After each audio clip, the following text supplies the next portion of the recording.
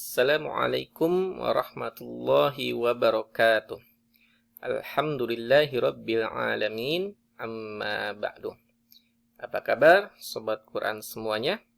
Semoga kita senantiasa sehat walafiat. Amin ya rabbal alamin.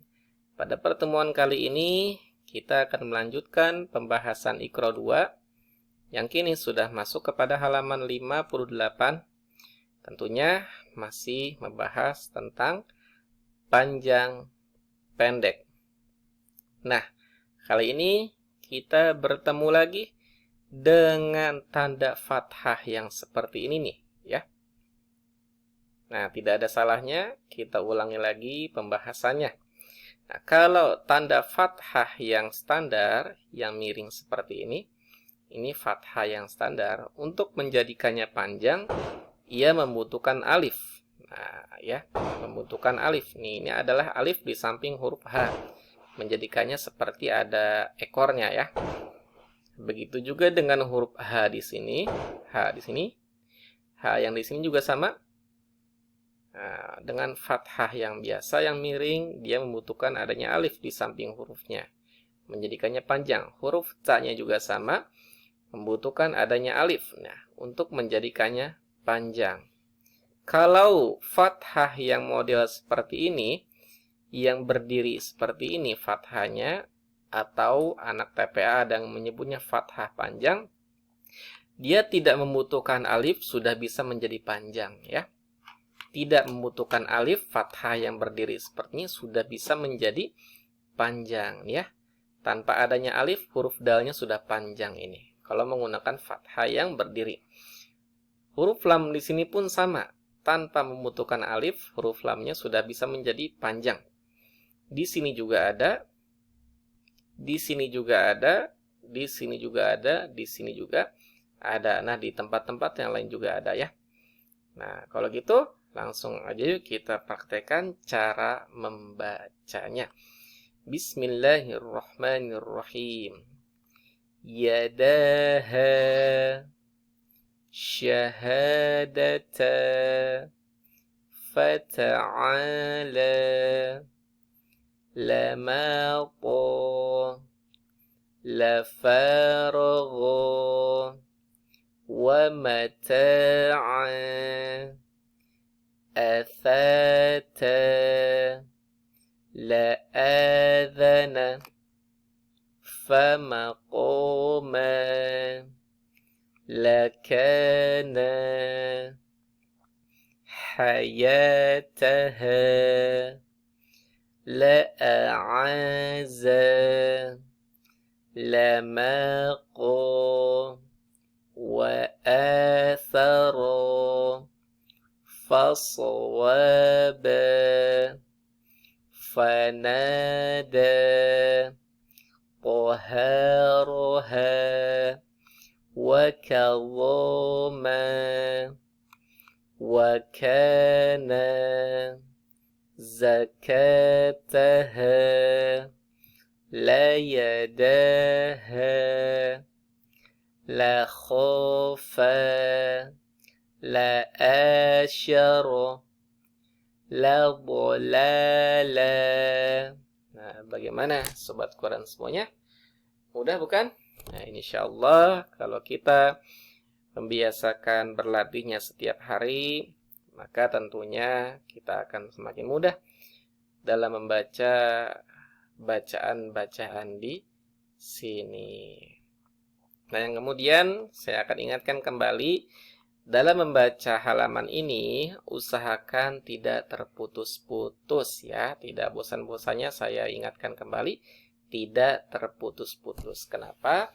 Karena sering sekali kita menemukan orang-orang yang masuk ke Iqra 2 sini bacanya masih terputus-putus.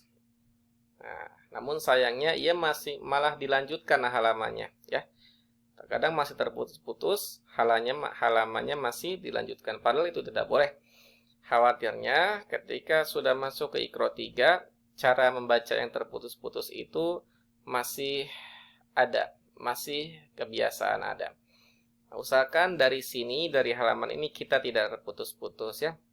supaya bisa melatih otak kita untuk bagaimana caranya membaca dengan baik dan benar. Nah, contoh yang terputus-putus saya ulangi lagi, contohnya seperti ini. Contoh salah yang terputus-putus.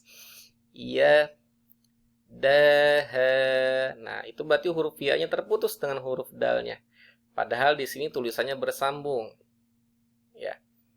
Atau di sini yada-nya bersambung namun terputus dengan huruf h-nya. Yada, ha. Ya. Walaupun kelihatan tulisannya dia terpisah, namun sebenarnya cara membacanya bersambung. Tulisannya terpisah karena memang secara teori penulisan huruf dal ini tidak bisa bersambung ke kiri. Maka dari itu dia kelihatannya terputus secara tulisan, tapi secara pengucapan itu tetap dibaca bersambung. Bukan contohnya seperti ini. Yada, ha. Nah, tidak boleh seperti itu. Namun harus bersambung semuanya. Yada, ha. Nah, begitu juga dengan ini. Tidak boleh terputus. Syahadata atau syahadata. Nah, itu tidak boleh. Karena di sini semuanya bersambung cara membacanya. Syahadata. Fata'ala. Seperti bersambung semua. Tidak boleh terputus. Fata'ala. Nah, itu yang terputus. Harus bersambung semuanya. Fata'ala. Nah, seperti itu. Ya, demikianlah Sobat Quran semuanya pembahasan kita di halaman 58 ini. Ya, saksikan terus video-video menarik lainnya karena kita semakin hari berjalan, kita akan terus melanjutkan pembahasan ini sampai dengan Quran. Insya Allah, waktu, tenaga, dan kuota yang Sobat Quran korbankan untuk menyaksikan video ini tidak akan sia-sia. Selama kita niatkan untuk ibadah, selama kita niatkan untuk mencari ridha Allah, insya Allah pahalanya akan masuk kepada diri kita masing-masing. Karena yang namanya belajar Al-Quran itu sangat penting. Bahkan Rasul mengatakan dalam hadis yang sahih, khairukum man ta'allamal Quran wa 'allamahu. Itu yang mengatakan langsung Rasulullah sallallahu alaihi wasallam. Sebaik-baik kalian, kata Rasul, ialah yang mempelajari Al-Quran, ya. Bacaannya yang benar, bacaannya yang baik, dan yang mengajarkannya. Sudah bagus bacaannya, kemudian diajarkan kembali. Oleh karenanya, bagi Sobat Quran yang merasa bacanya sudah bagus, diajarkanlah kembali kepada keluarganya terdekat, kepada ponakannya, atau kepada tetangganya, atau kepada yang lainnya. Dengan cara begitu, ilmu kita akan semakin melekat dan kita akan mendapatkan pahala jariah, pahala yang tetap mengalir walaupun kita telah meninggal dunia. Seperti apa yang dikatakan Rasulullah SAW, setiap amalan yang dilakukan oleh hambanya, kata Rasul, ketika telah wafat itu akan terputus kecuali 3 hal, ya. Ketika kita telah meninggal, itu amalan kita akan terputus kecuali 3 hal. Sedekah jariah, kemudian ilmu yang bermanfaat, dan anak soleh yang mendoakan orang tuanya. Di antaranya adalah ilmu yang bermanfaat. Salah satu contoh ilmu yang bermanfaat adalah ilmu yang diajarkan kembali kepada orang lain. Nah, seperti itu. Demikianlah Sobat Quran semuanya. Semoga kita bisa istiqomah terus menjalankan aktivitas belajar membaca Al-Quran kita. Kalau Sobat Quran semuanya senang dengan video ini, silakan like dan share, atau mungkin ada yang ingin memberikan komentar dan kritiknya, silakan memberikan kritik dan komentarnya. Ataupun kalau ada sobat Quran yang belum subscribe, silakan subscribe demi mendapatkan video menarik lainnya. Terima kasih.